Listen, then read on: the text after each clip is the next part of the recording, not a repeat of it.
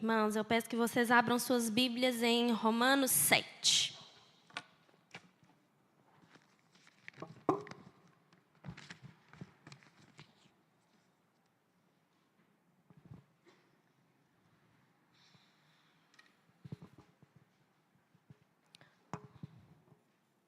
Todos acharam?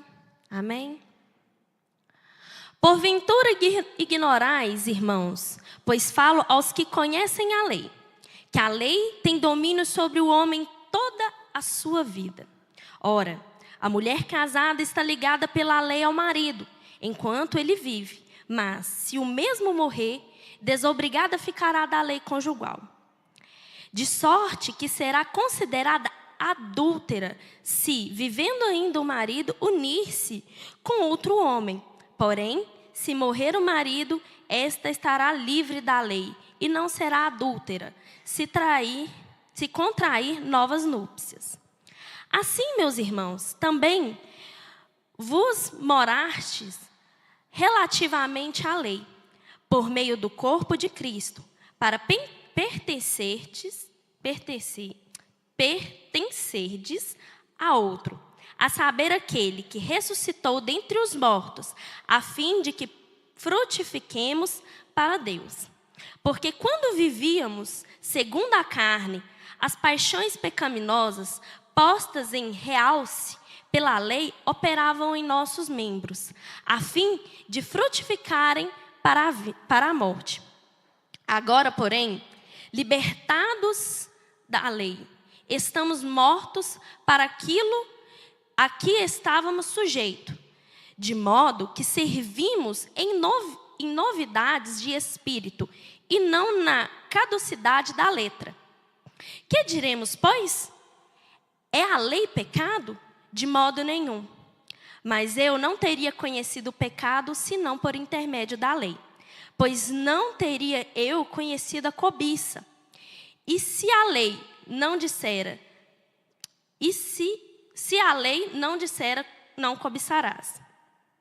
Mas o pecado, tomando ocasião pelo mandamento, despertou em mim toda sorte de concupiscência, porque sem lei está morto o pecado. Outrora, sem a lei, eu vivia, mas sobrevindo o preceito, reviveu o pecado, e eu morri.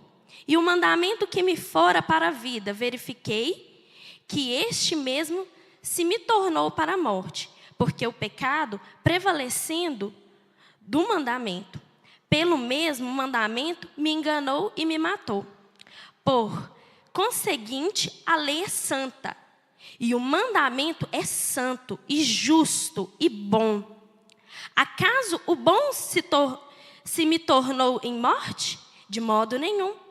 Pelo contrário, o pecado, para revelar-se como pecado, por meio de uma coisa boa, causou-me a morte, a fim de que, pelo mandamento, se mostrasse sobremaneira maligno. Porque bem sabemos que a lei é espiritual. Eu, todavia, sou carnal, vendido à escravidão do pecado, porque nem mesmo compreendo o meu próprio modo de agir. Pois não faço o que prefiro, e sim o que detesto. Ora, se faço o que não quero, consinto com a lei, que é boa. Neste caso, quem faz isto já não sou eu, mas o pecado que habita em mim. Porque eu sei que em mim, isto é, na minha carne, não habita bem nenhum. Pois o querer bem está em mim, não porém o efetuá-lo. Porque não faço o bem que prefiro, mas o mal que não quero, esse faço. Mas se eu faço o que não quero, já não sou eu quem o faz, e sim o pecado que habita em mim. Então, ao querer fazer o bem, encontro a lei de que o mal reside em mim.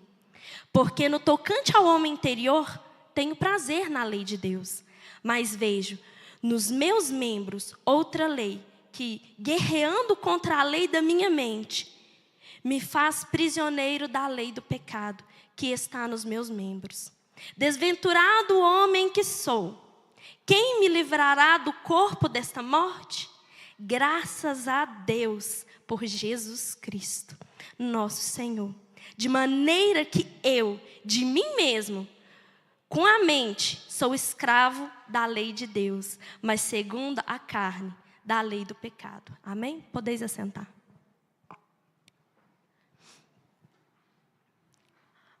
Paulo, no início do texto, do capítulo 7, ele nos mostra que a lei do Senhor, ela é perfeita. Ela não tem defeito. Ela não tem nada que vá contra ela. Ela é soberana naquele momento. E nós somos pecadores, nós somos falhos. E nós entendemos que aqui, nesse início, na analogia, né, que ele faz do casamento, que a lei, ela tem domínio sobre a nossa vida enquanto há vida. Então, nós temos uma autoridade sobre nós, que é a lei do Senhor. E aqui nos mostra que devemos ter satisfação na lei. Porém, nós não conseguimos executá-la nem cumpri-la por nós mesmos. Nós precisamos de Jesus em nossa vida.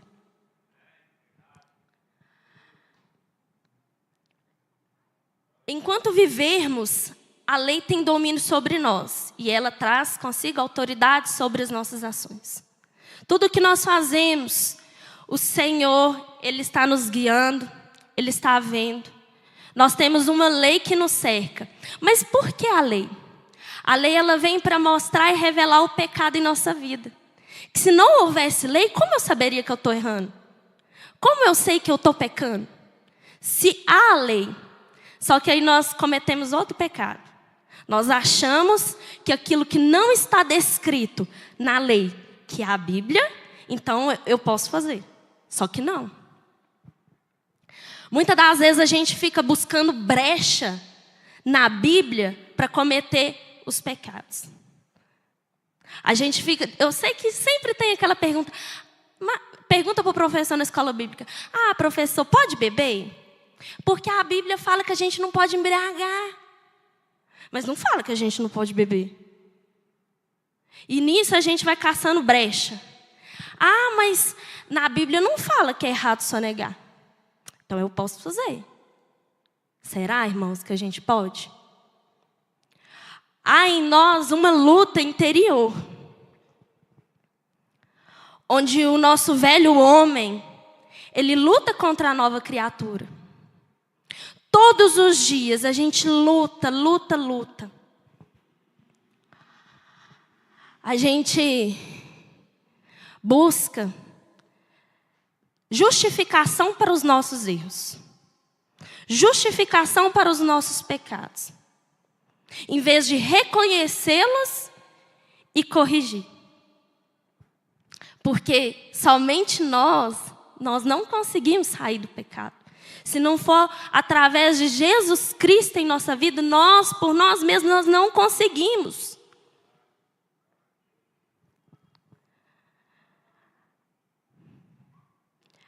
Enquanto há vida, a lei, ela tem autoridade sobre mim.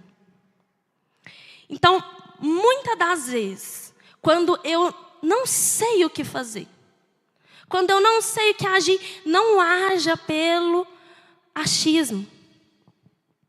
Concentre-se na lei do Senhor. Mas, irmãos, Paulo, nesse início, ele ainda fala que não é para ser um fariseu. O que é fariseu, irmão? Sabe aquele crente que se veste igual crente, fala igual crente, mas ele não é crente. Ele quer viver mostrando que é santo, mas ele não é. A motivação dele é totalmente errada e contrária à vontade do Senhor. A vontade do Senhor é que a gente haja por amor. Que o nosso agir seja de gratidão por Ele. Porque o preço dele já foi pago por mim. Antes aqui, eu era controlada pelo pecado. O pecado habita em mim. A partir do momento que Jesus me encontrou, não tira a ausência desse pecado, mas traz o Espírito Santo sobre a minha vida, que me liberta da condenação. O Senhor pagou o preço lá na cruz para que não haja condenação sobre a minha vida e sobre a sua.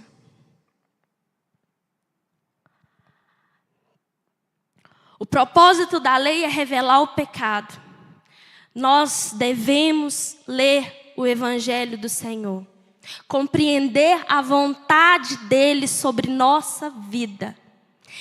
Eu lembro que, deixa eu até abrir aqui, lá em Jeremias, no inicinho, que fala assim, que se for se gloriar, que se glorie nisso. Aqui, ó. Assim diz o Senhor: não se glorie o sábio na sua sabedoria, nem o forte na sua força, nem o rico nas suas riquezas. Mas o que se gloriar, glorie-se nisso, em me conhecer e saber que eu sou o Senhor. Faço misericórdia, juízo e justiça na terra, que destas coisas me agrado, diz o Senhor. Irmãos, não viva pelo achismo. Mas o irmão tal falou que pode fazer isso. Irmãos, não haja dessa forma. Procure santidade, ser santo, porque a lei, ela é perfeita. O parâmetro dela é de perfeição, é de santidade, é pro santo. É pro santo.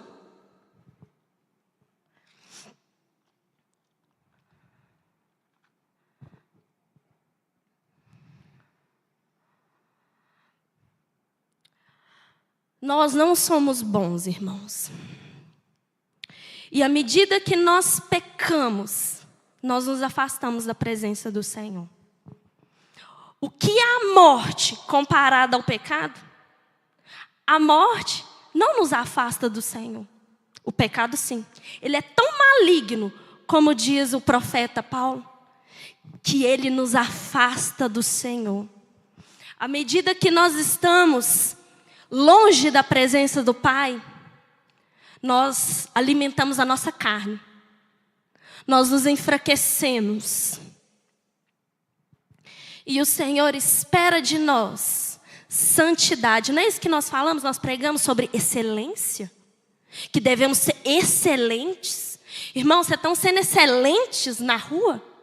Vocês estão sendo crentes excelentes? Porque excelência, o patamar dela é de perfeição.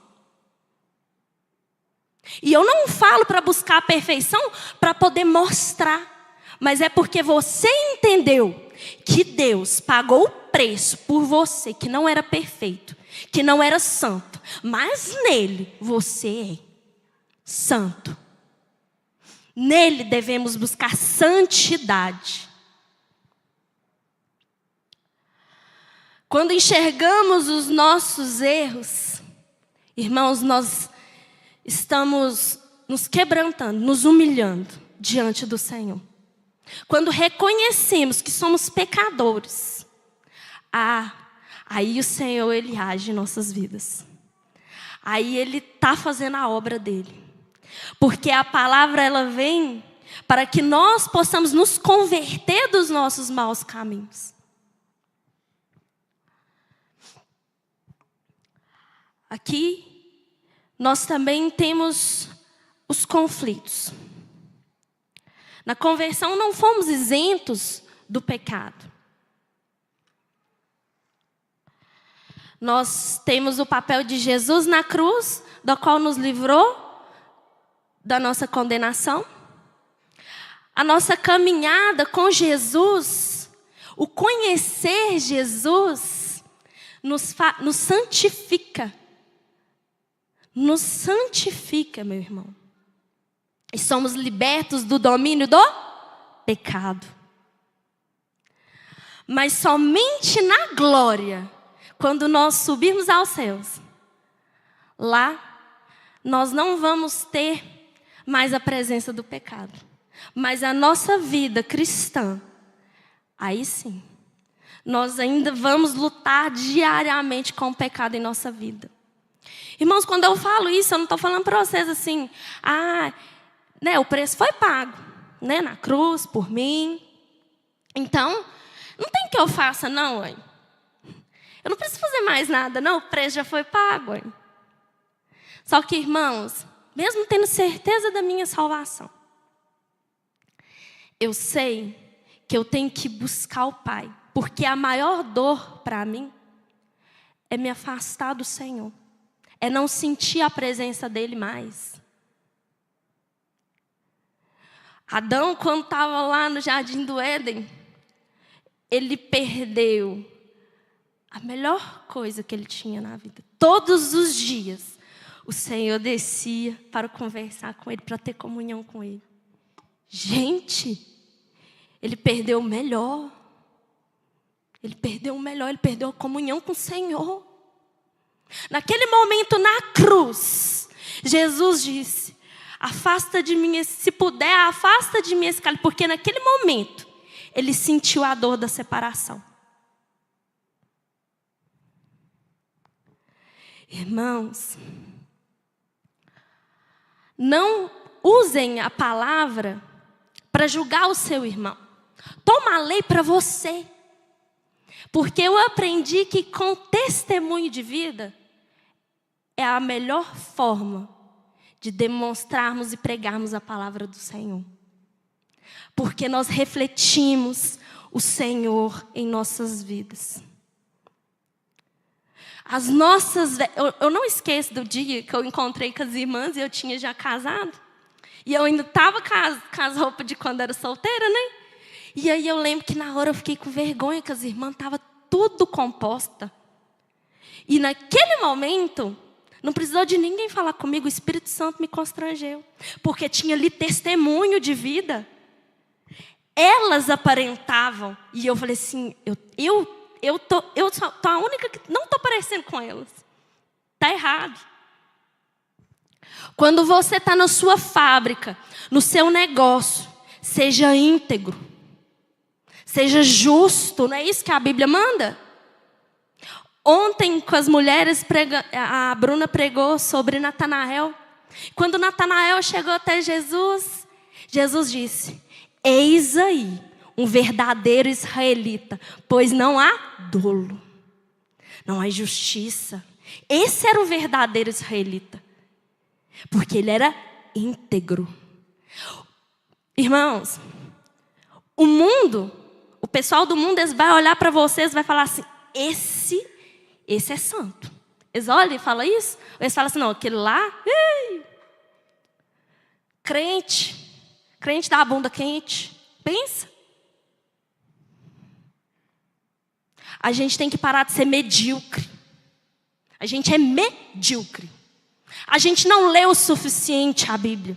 A gente não ora o suficiente. A gente não busca a Deus o suficiente. E ainda tem ousadia de olhar para o irmão e falar assim: nem busca.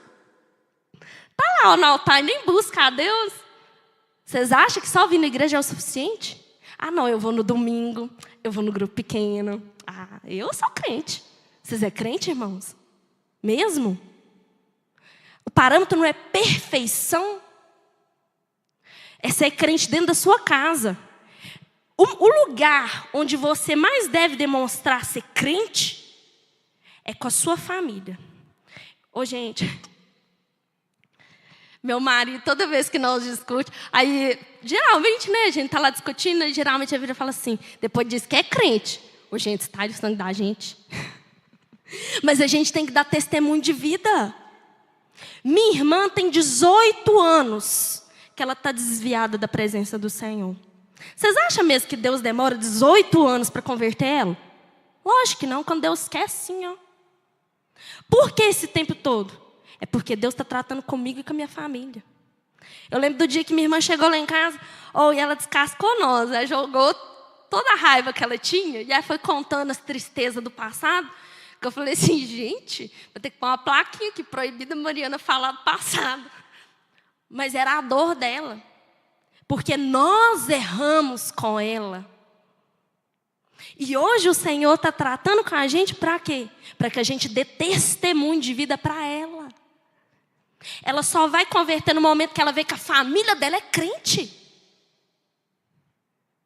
Que a família dela busca o Senhor de verdade.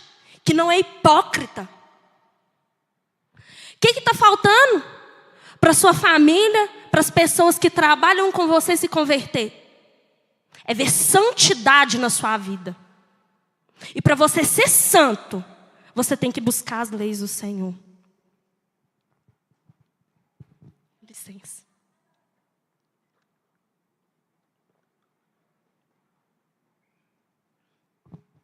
Eu sei que há o conflito na nossa vida. Eu sei que há o conflito dentro de nós, dizendo assim: eu quero fazer, mas eu não consigo. Eu quero fazer o bem. Aqui temos o crente que ele ama a lei, ele conhece a lei, ele se deleita na lei, mas ele não consegue executar a lei. O que falta, irmãos? Falta o quê? Jesus. Jesus na vida desse crente. O que adianta a lei se não tem o Espírito Santo, se não tem o Senhor na nossa vida? É em vão. É só palavras. A Bíblia, o diabo sabe de qual é salteado. De trás para frente para trás, sabe tudo. E sabe a hora que o diabo ele atenta contra a nossa vida? É com a palavra, tá? Ele nos prova com a palavra. Ah, mas você não confia no seu Deus? Nós não declaramos aqui. Mas por que você passa tanta luta? Você não declarou aqui que o fogo não te queima? Que nada te atenta? Por quê? Uai, mas e o seu Deus? Irmãos, mesmo quando está dando tudo errado, confia na lei. Não vai pelo achismo, não. Vai pela lei. É tanto que eu gostaria de ler lá em Jeremias, se os irmãos quiserem abrir.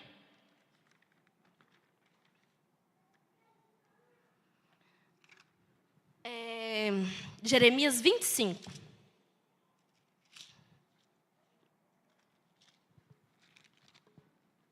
Tá caindo tudo.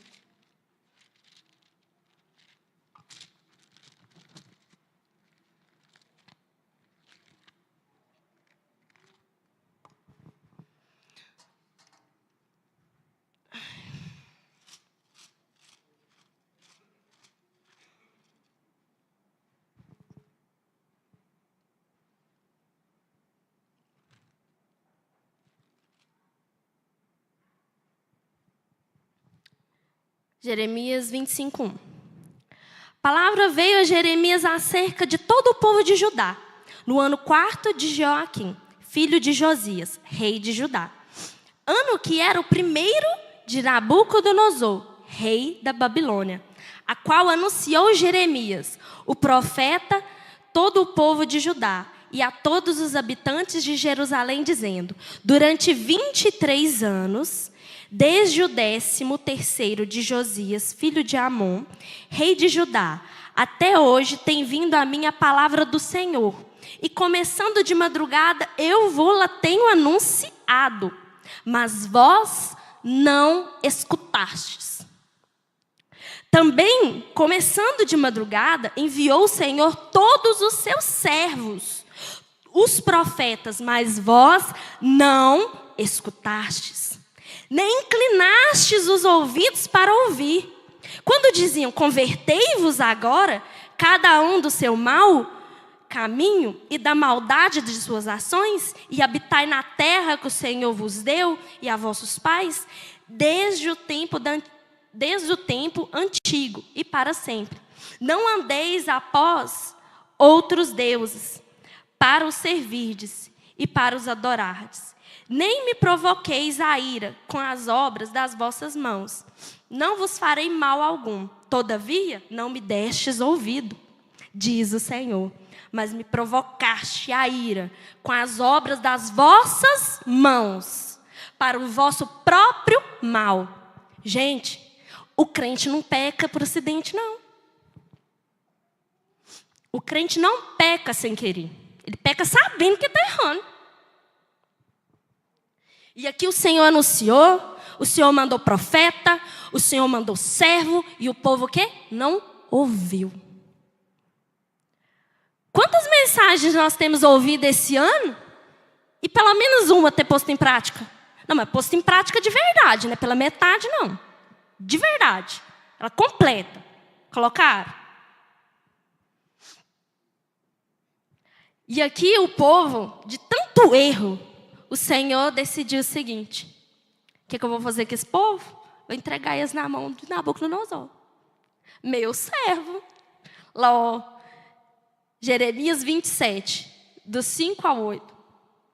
Eu fiz a terra, o homem e os animais que estão sobre a face da terra. Com meu grande poder e com meu braço estendido, eu os dou àquele a quem for justo.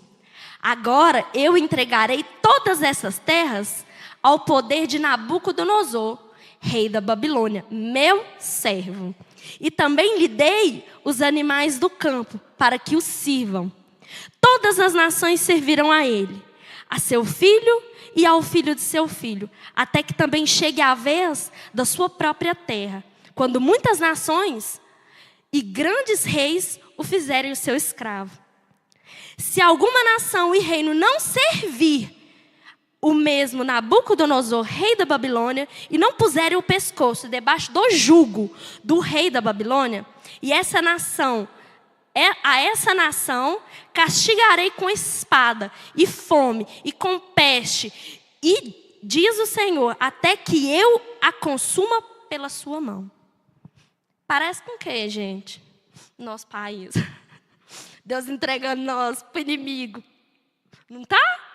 Uai, mas por quê? A gente está errando demais, hein? A gente não tinha que converter o mundo inteiro, para até nosso inimigo seja convertido? A gente está falhando. A gente está errando. E aqui nós podemos ver a autoridade do Senhor. Deus dá ordem para o tempo, Deus dá ordem para os animais, Deus dá ordem para o povo, dá ordem para o inimigo. Tudo acontece. Mas o crente é o que? Desobediente. O que desobedece é o crente. Os animais obedecem. Quem desobedece é o crente. Aquele que conhece, aquele que escuta, aquele que declara que o Senhor é meu Deus. Eu confio no Senhor. E o Senhor dá essa ordem. E então, em Jeremias 31,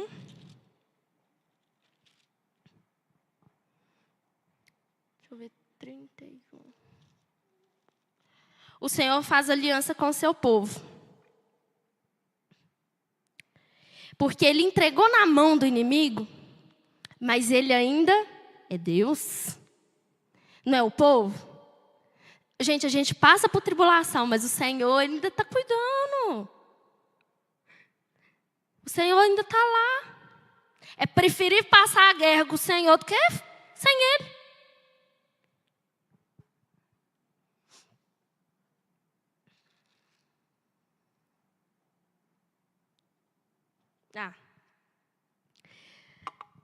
Eis aí, vem dias, diz o Senhor, em que firmarei nova aliança com a casa de Israel e com a casa de Judá. Não conforme a aliança que fiz com seus pais, no dia em que os tomei pela mão, para os tirar da terra do Egito. Porquanto eles anularam a minha aliança, não obstante eu os haver desposado, diz o Senhor. Porque esta é a aliança que firmarei com a casa de Israel, depois daqueles dias, diz o Senhor. Na mente lhes imprimirei as minhas leis. Também no coração las inscreverei. Eu serei o seu Deus e eles serão o meu povo. O Senhor dá mais uma vez. Olha para você ver, fala assim, eu vou fazer aliança. Mas agora vocês vão escrever, no peito. Vocês vão gravar as minhas leis. Aí vocês vão deixar eu ser Deus da vida de vocês. Muitas das vezes a gente impede o Senhor de agir como Deus na nossa vida. A gente vai lá, não, mas se eu fizer assim, aos meus olhos, parece que está certo, mas não é a vontade de Deus. A gente começa a agir sem saber o que o Senhor espera de nós, sem saber o que é a vontade do Senhor.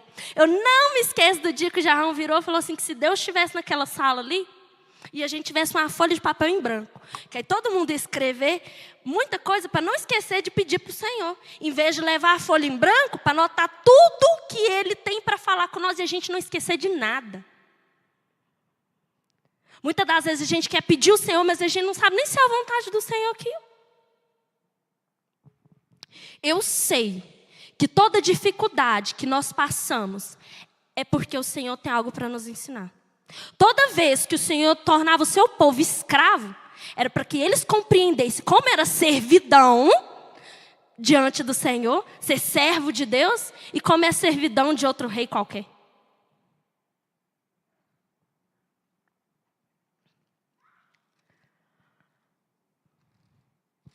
Agora Jeremias 42.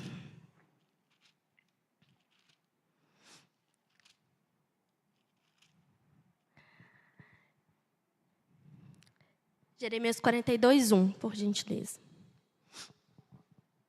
Então chegaram todos os capitães dos exércitos, e Joanã, filho de Caraá, e Jezanias, filho de Osaías, e todo o povo, desde o menor até o maior. E disseram a Jeremias, o profeta, apresentamo-te a nossa humilde súplica, a fim de que rogues ao Senhor, teu Deus, por nós, e por este resto, porque de muitos que éramos, só restamos uns poucos, como vês com os teus próprios olhos, a fim de que o Senhor, teu Deus, nos mostre o caminho, por onde havemos de andar e aquilo que havemos de fazer. Nesse momento, gente, eu estava com medo, porque Joanã, ele tinha resgatado o povo que tinha sido capturado por Ismael. E isso alimentaria a raiva de Nabucodonosor. Só que o Senhor não tinha dado uma ordem, que era para eles serem servos de Nabucodonosor, que ele não ia cuidar, que iam viver, que iam ser servos, trabalhar para Nabucodonosor, mas eles viveriam, até que o Senhor os liberte novamente e leve eles para a terra do Pai. Não fez aliança? Falou que reescreveria as leis no coração deles? Não falou? Aí eles ainda falam, respondeu-lhes Jeremias, o profeta, já vos ouvi, eis que orarei ao Senhor, vosso Deus, segundo o vosso pedido. Tudo que o Senhor vos responder, eu vos declararei. Não vos ocultarei nada. Então eles disseram, seja o Senhor testemunha verdadeira e fiel contra nós, se não fizermos segundo toda a palavra que o Senhor teu Deus te enviar a nós outros.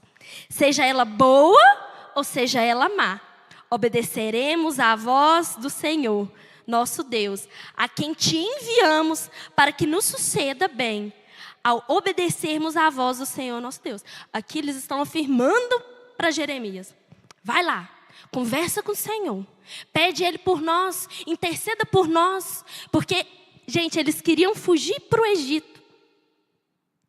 E aí o Senhor, e eles perguntando, será que convém? Olha para o Senhor, o que é o melhor para a gente fazer? O que o Senhor mandar, a gente vai fazer. Eles declaram lá, e ó, o Senhor é testemunha. Cuidado, viu, irmãos, com o que vocês prometem e depois vocês não cumprem. Cuidado com o voto de tolo.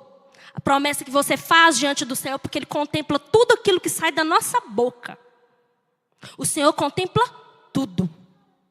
Então, cuidado com as promessas que você faz ao Senhor e não cumpre. Porque Ele é fiel. Ele é fiel. Ao fim de 10 dias veio a palavra do Senhor a Jeremias. Então chamou a Joanã, filho de Carea, e a todos os capitães dos exércitos que haviam com ele, e a todo o povo, desde o menor até o maior. E ele disse, assim diz o Senhor, Deus de Israel, a quem me enviastes para apresentar a vossa súplica diante dele. Se permanecerdes na terra, então vos edificarei, e não vos derribarei. Plantar-vos-ei e não vos arrancarei, porque estou arrependido do mal que vos tenho feito. Não temais o rei da Babilônia, a quem vós temeis. Não temais, diz o Senhor, porque eu sou convosco para vos salvar e vos livrar de suas mãos. Eu vos serei propício para que ele tenha misericórdia de vós e vos faça morar em vossa terra. Mas se vos disserdes, não ficaremos nessa terra, não obedecendo a voz do Senhor vosso Deus, dizendo, não, antes iremos à terra do Egito, onde não veremos guerra, nem ouviremos som de trombeta, nem teremos fome de pão, e ali ficaremos. Neste caso, ouve a palavra do Senhor. Ó resto de Judá, assim diz o Senhor dos exércitos, o Deus de Israel, se tiverdes o firme propósito de entrar no Egito e fordes para morar, acontecerá então que a espada que vos temeis vos alcançará na terra do Egito, e a fome que receais vos seguirá de perto, e passos no Egito, onde morrereis.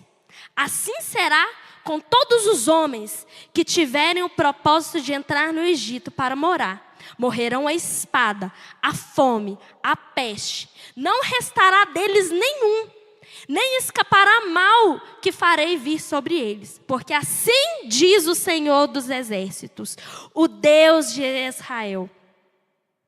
Como se derramou a minha ira e o meu furor sobre os habitantes de Jerusalém, assim se derramará a minha indignação sobre vós, quando entrardes no Egito.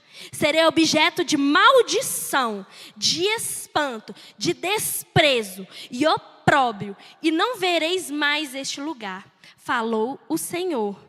O resto de Judá, não entreis no Egito. Tende por certo que eu vos adverti. Infelizmente, eles não ouviram o Senhor. Eles confiaram naquilo que os olhos deles podiam ver. Eles achavam mais lógico ir para um lugar onde não está tendo guerra do que ficar no lugar onde nós vamos ser escravos, a gente vai ser servo. Mas não era a vontade de Deus. O Senhor muitas das vezes ele te coloca na luta para você aprender, você está lá fugindo. Enquanto você não aprender, você não vai parar. Enquanto não aprender, não passa. Mas aí que está, não lê, não ora, não conversa com o Senhor. Não fala assim, Senhor, o que o Senhor quer que eu aprenda? Abra os meus olhos, me mostra onde eu estou errando, para que eu me corrija. Mas não, é preferir fugir, né? Mais fácil é melhor. Mas não é a vontade de Deus. Não é. Parecia a decisão mais segura fugir para o Egito. Mas era uma decisão contrária à vontade de Deus. E nós aprendemos com a palavra que nada contraria a vontade de Deus. Se Ele determinou, assim acontecerá. Se Ele falou, vai, segue. Porque se você for lá do contrário, Ele vai pôr alguma coisa para você voltar. E onde eu falo, se naquele momento eles não eram maduros, gente. Porque o crente que o Paulo estava falando é um crente maduro, onde ele compreende, ele entende. Lá em Romanos, vamos voltar.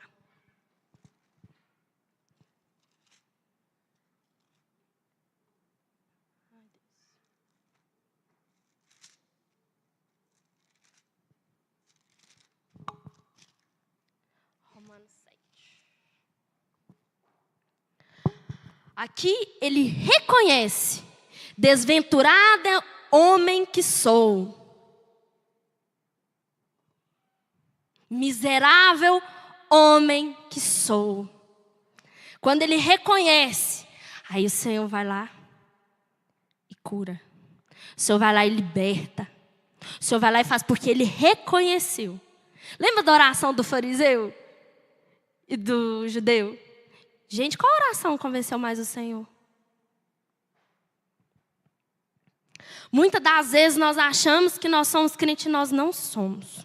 Nós achamos que estamos seguindo a vontade do Senhor e não estamos. O moço rico falou, eu quero te seguir, Jesus, o que eu faço? Ele falou assim, olha, compre os mandamentos. E aí, o que ele faz? No último, ele vira, não, mas eu cumpro tudo. Ele falou assim, então vai lá, vende suas coisas e siga-me.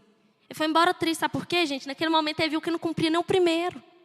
Ele não amava a Deus sobre todas as coisas.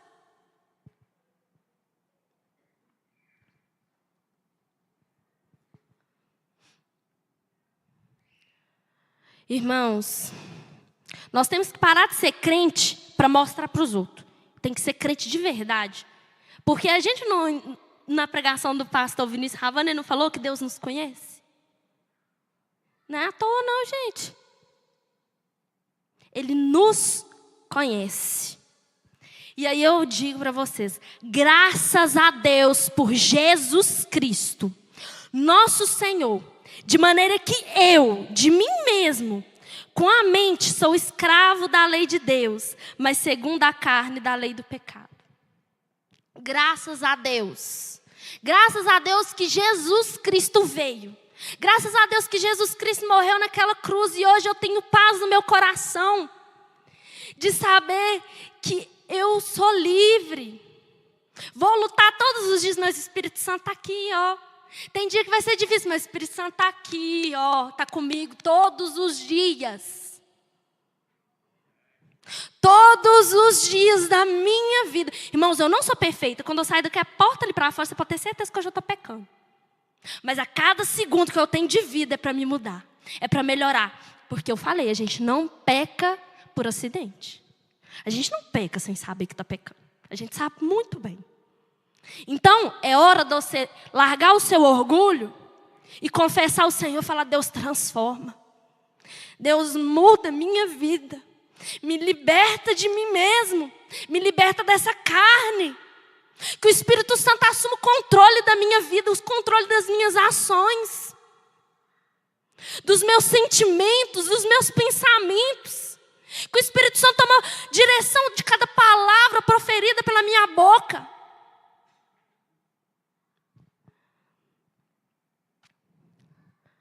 Agora, pois, já nenhuma condenação há para os que estão em Cristo Jesus.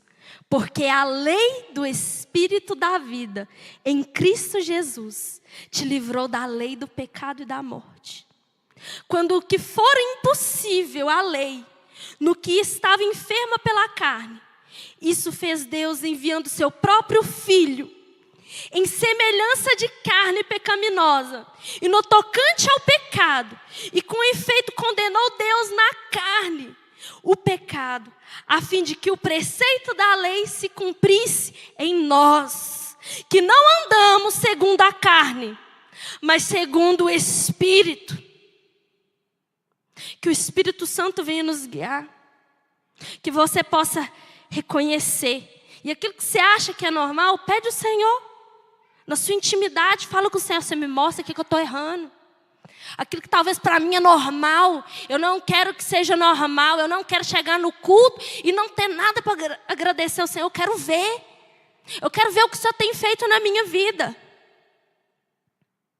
Então, irmãos, busque o Senhor, busque santidade, busque cumprir as leis do Senhor e se deleite nelas. Porque o preço foi pago por mim e por você. Haverá conflitos na nossa alma. Mas haverá um dia na glória onde seremos libertos por completo do pecado.